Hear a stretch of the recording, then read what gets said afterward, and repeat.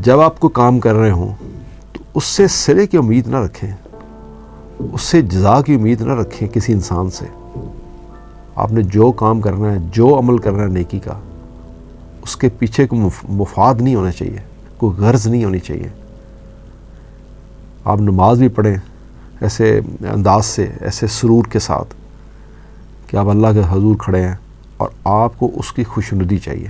السلام علیکم، میرا نام ہے شاہد ایوب، آپ دیکھ رہے ہیں لرننگ ٹو لیو۔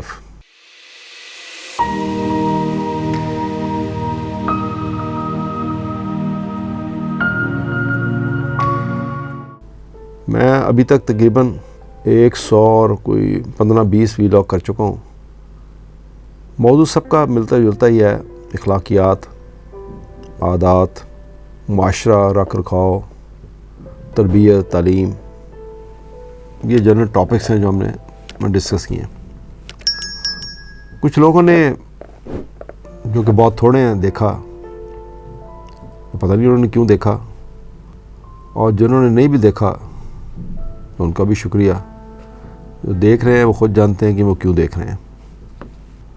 جو آج کا موضوع ہے وہ یہ ہے کہ زندگی میں کون کون سی ایسی چیزیں ہیں جو ہم اگر اپنائیں تو ہم نہ صرف اپنے لیے بہتر کر رہے ہیں بلکہ اللہ بھی ہم سے خوش ہوگا۔ ہم دنیا میں آتے ہیں، اپنے اپنے انداز اور سلیقے سے زندگی کا سفر طے کرتے ہیں اور پھر اگلے جہاں کا سفر اختیار کرتے ہیں۔ کچھ لوگ بہت پرہیزگار ہوتے ہیں اور کچھ لوگ میرے جیسے گناہ گار۔ اگر ہم بغور جائزہ لیں تو چند ایسی عادات اور عمل ہیں جو ہم اگر اختیار کریں تو آخرت کا سفر آسان ہو سکتا ہے۔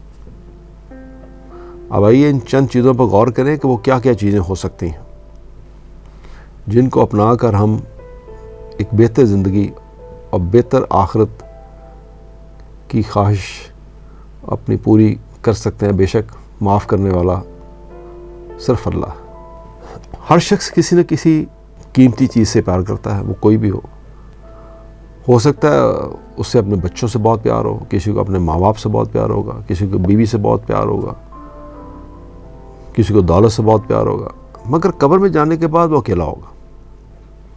وہ سب لوگ یہ چیزیں اس کے ساتھ نہیں جائیں گی۔ لہٰذا محبت کرنی ہے تو اپنے اخلاق، اپنی عادات اور نیکیوں سے کیجیے جو قبر میں آپ کے ساتھ جائیں گی اور آپ کا ساتھ دیں گی۔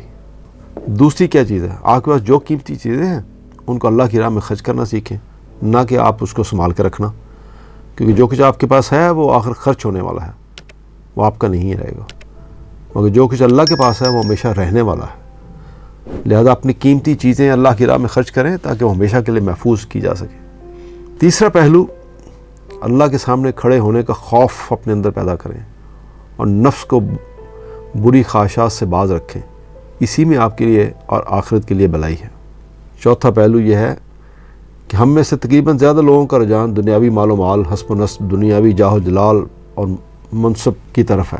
اگر آپ ان چیزوں کو اس تناظر میں دیکھیں کہ مرنے کے بعد یہ سب یہیں رہ جائے گا اور آپ اکیلے جائیں گے تو آپ کو یہ تمام چیزیں کوئی اچھی چیز نہیں لگیں گی۔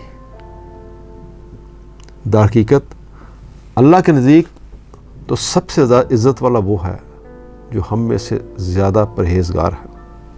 ایک اور پہلو کہ آپس میں بدگمانی سے پرہیز کریں اور دوسروں کو برا مت کہیں، حسد سے پرہیز کریں کیونکہ قسمت صرف اللہ کے ہاتھ میں ہے۔ آپ کسی کا رزق چھین نہیں سکتے۔ ایک اور پہلو وہ یہ کہ ایک دوسرے سے سرکشی اور خون خرابے سے باز رہیں۔ تمام مسلمان ہمارے بھائی ہیں، ان کے ساتھ دشمنی کیسی؟ ان کا حق کیسے مارا جا سکتا؟ انسان کا دشمن صرف شیطان ہے اور اس سے دور رہنا سیکھیں۔ مسلمان کا بھائی ہے، ہمیشہ اس کی خیر خواہی کا سوچیں۔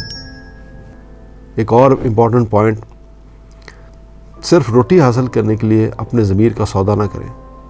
ہر وہ کام جو ناجائز کرنے کے لیے تیار نہ ہو، کیونکہ اللہ نے صاف فرمایا زمین پر چلنے والا کوئی جاندار ایسا نہیں جس کا رزق اللہ کے ذمے نہ ہو۔ لہذا رزق کے لیے حرام کا کام کرنے کی بجائے اللہ کے حقوق اور انسانوں کو حقوق ادا کرنے پر توجہ دیں جو آپ پر فرض ہیں۔ آپ نے دیکھا ہوگا کہ لوگ ہر عارضی چیز پر بھروسہ کرتے ہیں. کسی کو اپنی جائیداد پر بھروسہ ہے تو کسی کو اپنی تجارت پر، تو کسی کو اپنی عمارت پر، تو کسی کو اپنے پیشے پر، تو کسی کو اپنی ذہنی اور جسمانی طاقت پر یا ذہنی صلاحیت پر. اگر اس کے ساتھ اگر آپ اصل مالک پر بھروسہ کریں جو عارضی نہیں، تو وہ آپ کے لیے کافی ہوگا. اسی پر توکل کرنا سیکھیں. یہ چند گزارشات جو میں نے آپ سے عرض کی کہ میں سمجھتا ہوں کہ زندگی کی حقیقتیں ہیں جو ہم بھولتے جا رہے ہیں، بلکہ کافی حد تک بھول چکے ہیں.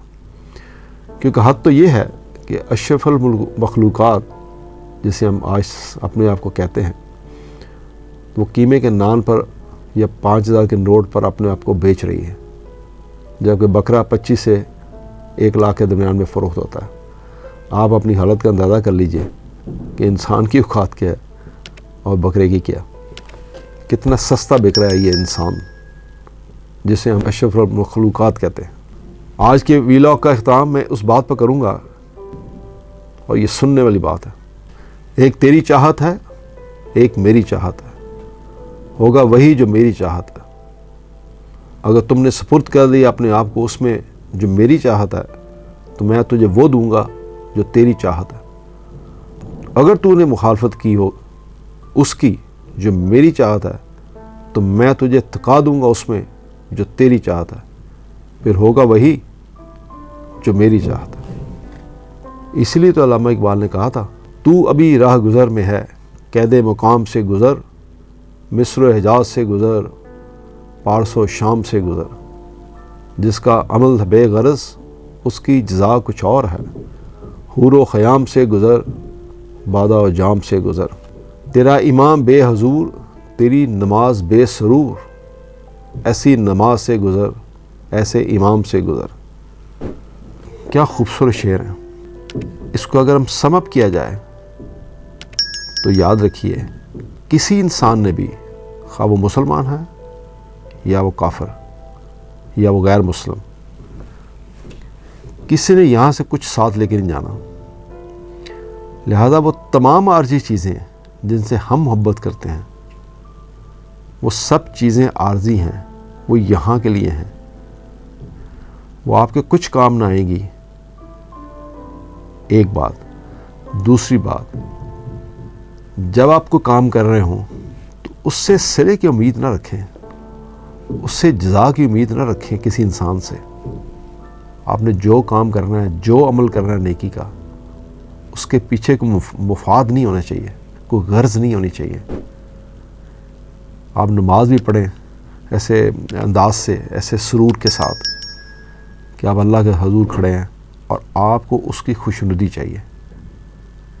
توجہ کے لیے شکریہ. اللہ حافظ.